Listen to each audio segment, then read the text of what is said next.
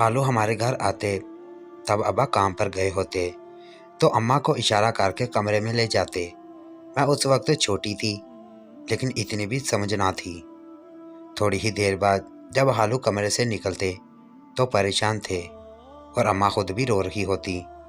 میں یہ سب سمجھنے سے قاصر تھی کہ آخر ان دونوں کا یہ سب کرنے کے پیچھے مقصد کیا ہے۔ خالو آخر اماں کو کیوں اشارہ کرتے ہیں؟ میں سوچ کر پریشان ہو چکی تھی لیکن مجھے کچھ سمجھ نہ آ رہا تھا۔ اس کے بعد سے تو یہ سلسلہ ہی چل پڑا تھا۔ خالو اب ہفتے کے 4 دن ہمارے گھر باقاعدگی سے آنے لگے تھے اور جب جب خالو آتے تھے اسی رات اماں اور ابا کی زبردستی لڑائی ہوتی تھی۔ مجھے یہ سب سمجھ نہیں آ رہا تھا،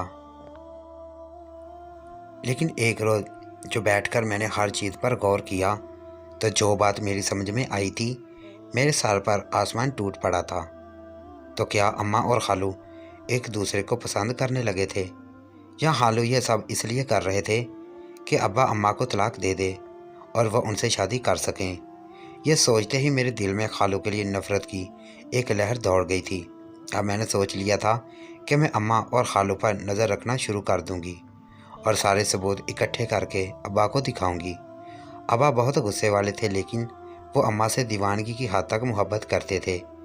اس عمر میں بھی وہ اماں کو کسی کی طرف آنکھ اٹھا کر تو دیکھنا دور، کسی کے بارے میں سوچنے کی اجازت بھی نہ دیتے تھے۔ اگر میں ابا کو خالو اور اماں کا بتاتی تو وہ مجھے ہی مار مار کر ادموا کر دیتے۔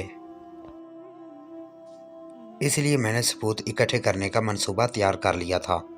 لیکن اگلے روز جو خبر مجھے ملی اس نے مجھے دوبارہ سوچنے پر مجبور کر دیا تھا، کیونکہ خالو کی بیوی چند سال پہلے وفات پا چکی تھی اور اب ان کے لیے رشتہ ڈھونڈ رہے تھے۔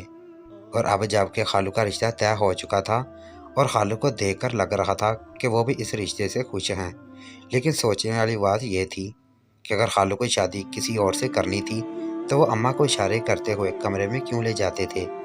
دن بدن اماں اور ابا کے جھگڑے بڑھتے ہی جا رہے تھے۔ گھر میں ہر وقت ان کی وجہ سے منحوسیت پھیلنے لگی۔ ابا تو کیوں اماں سے ذرا سی بات پر جھگڑا کرتا ہے؟ اگر ایسے ہی رہا تو اماں تجھے بھول کر کسی اور میں دلچسپی لینے لگ جائیں گی۔ میں نے ابا کے پاس بیٹھ کر ان کو کہا تھا، لیکن میری بات سنتے ہی ابا کے چہرے کا رنگ فاقہ ہوا تھا۔ اب میں اماں اور ابا دونوں کو سمجھاتی تھی لیکن دونوں ہی میری بات پر غور نہیں کرتے تھے۔ ابا میری کوئی بھی بات سننے کو تیار نہ تھے، تو ایسے میں وہ کیسے میری خالو والی بات کا یقین کر لیتے؟ اماں نے تو مجھے کمرے میں ہی بند کر دینا تھا۔ میں نے دوبارہ سے اماں اور خالو پر نظر رکھنا شروع کر دی تھی۔ خالو روز اسی وقت آتے تھے جس وقت ابا کام پر ہوتے۔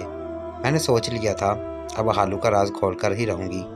ہو سکتا ہے کہ خالو عین شادی والے دن ہی اماں سے شادی کا مطالبہ کر دیں، لیکن وہ شادی کر نہیں سکتی تھی کیونکہ میری اماں اب تک ابا کے نکاح میں تھی۔ اس سے پہلے کہ ابا اماں کو چھوڑتا مجھے سچ جاننا تھا۔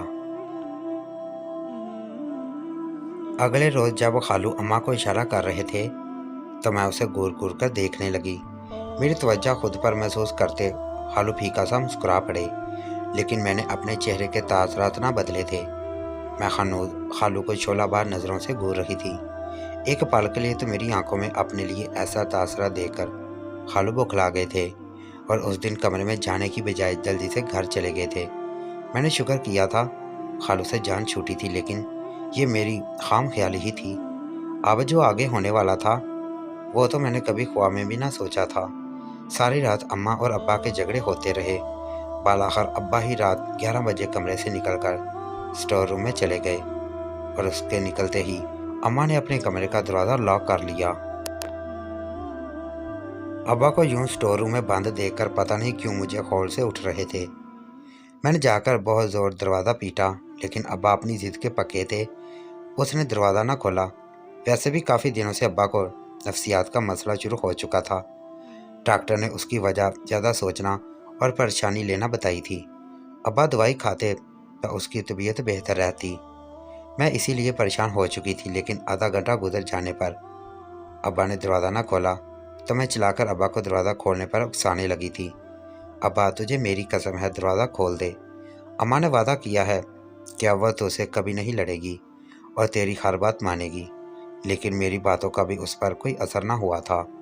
मुझे अचानक से बेचैनी शुरू हो चुकी थी। मैंने जल्दी से दुपट्टा सर पर लिया और बाहर जाकर अपने पड़ोस वाले अंकल को बुला लाई। उसने अपने बेटे से कहकर दरवाजे पर ज़ोरदार 4 से 5 ज़रबे लगाईं तो दरवाज़ा खुल गया, लेकिन मेरी किस्मत मेरे अब्बा की आंखें हमेशा के लिए बंद हो चुकी थीं। अब्बा ने अम्मा और खालों की वजह से ज़हनी अजियत सहते हुए खुदकुशी कर ली थी।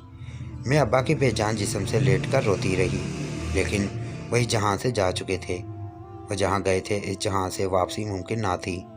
अब्बा की तदफीन हुई कैसे हुई मुझे कुछ खबर ना हुई थी।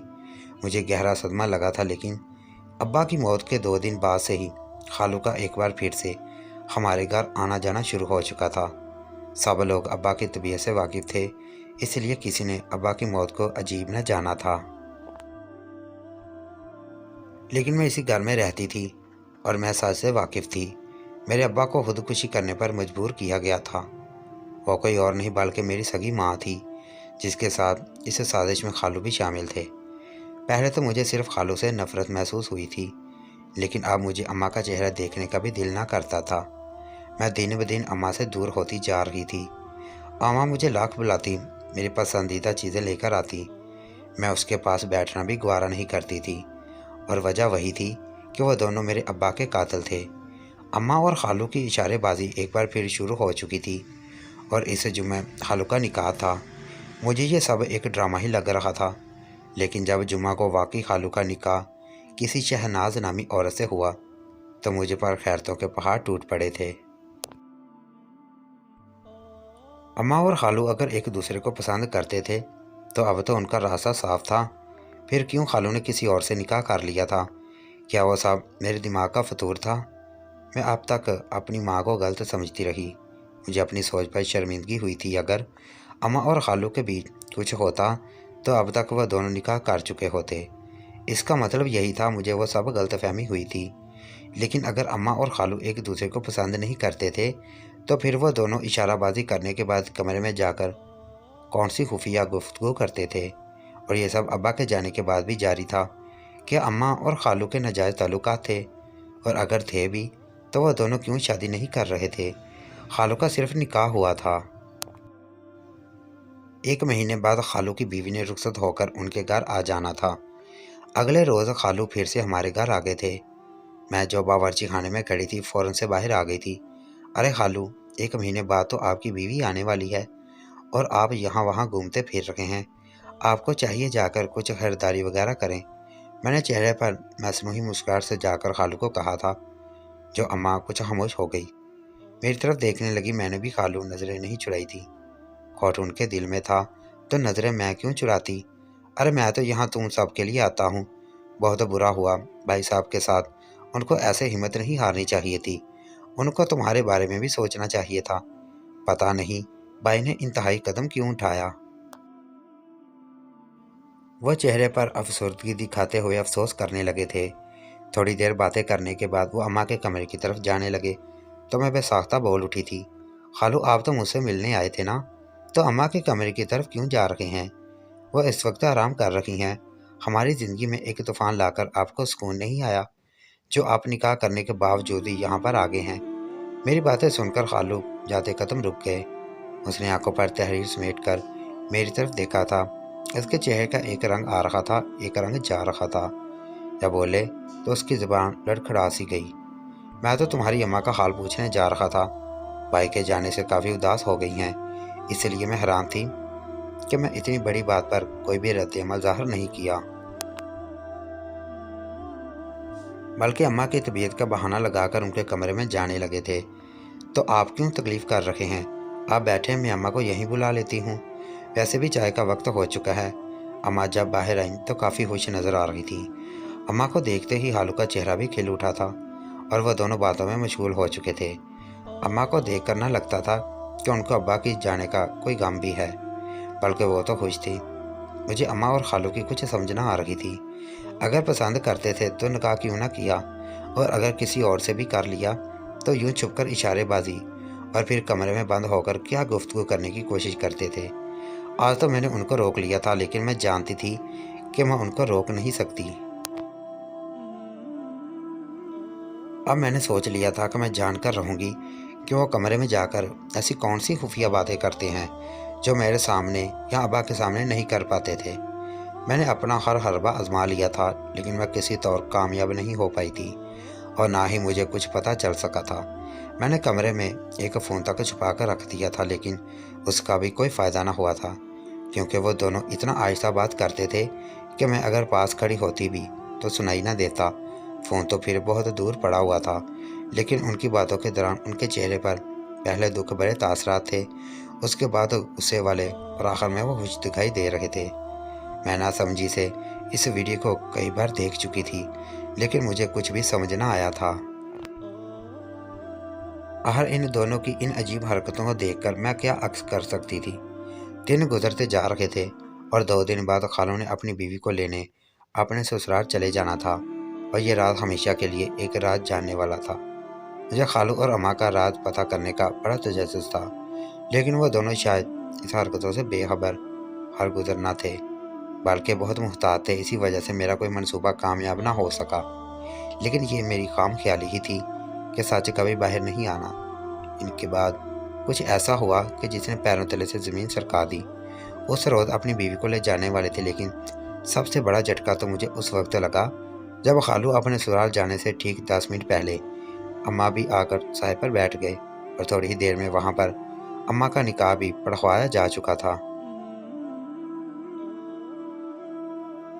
मुझे कुछ समझ ना आ रही थी, अगर खालू का निकाह शनाज से हो चुका था तो अम्मा ने किस आदमी से निकाह कर लिया था।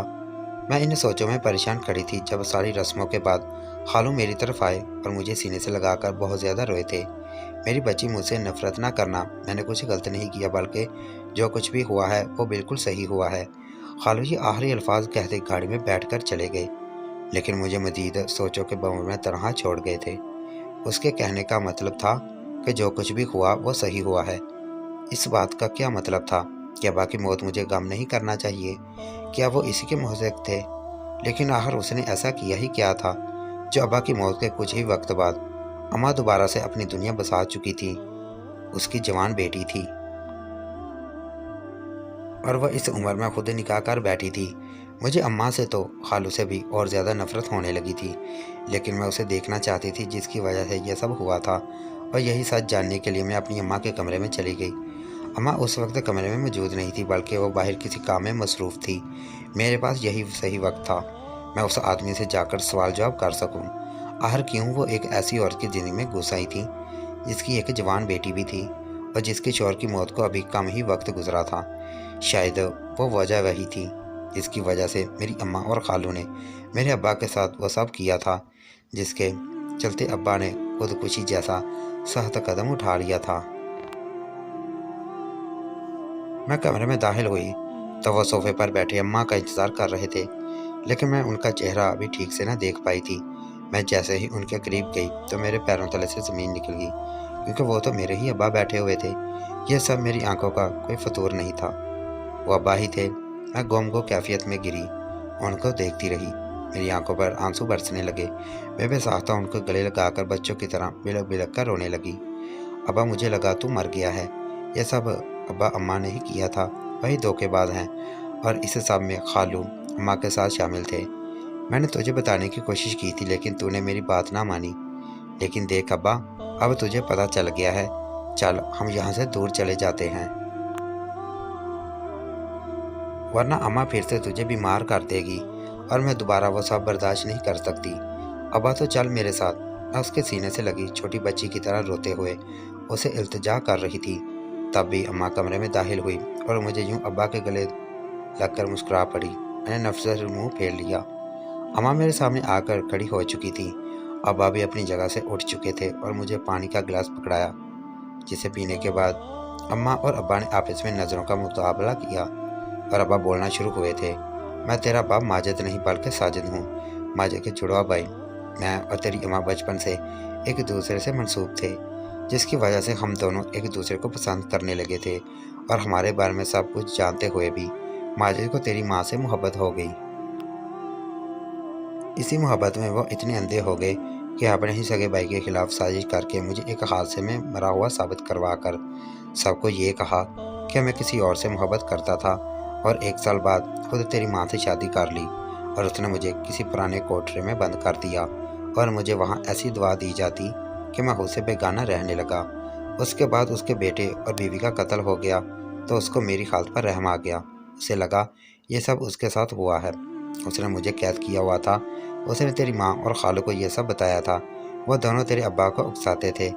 اس نے اپنا سچ قبول کر لیا تھا، لیکن اس سے پہلے کہ اس کا سچ سب کے سامنے آتا اس نے خودکشی جیسا انتہائی قدم اٹھا لیا۔ ساجد کی باتیں سن کر مجھے ابا کی سوچ پر افسوس ہوا تھا، لیکن میں اسے نفرت نہیں کر پائی تھی۔ وہ میرے ابا تھے، میں کیسے اس سے نفرت کر سکتی تھی؟ شاید یہی سب اس کی نفسیاتی حالت کی وجہ تھی کہ اپنے بھائی کو برباد کرنے کے چکر میں وہ خود حرام موت کو گلے لگا گئے تھے۔ اپنی اس دنیا میں برقرار عزت کا برم رکھنے کے لیے حرام موت مر کر اپنی آخرت کو خراب کر گئے تھے۔ Thank you.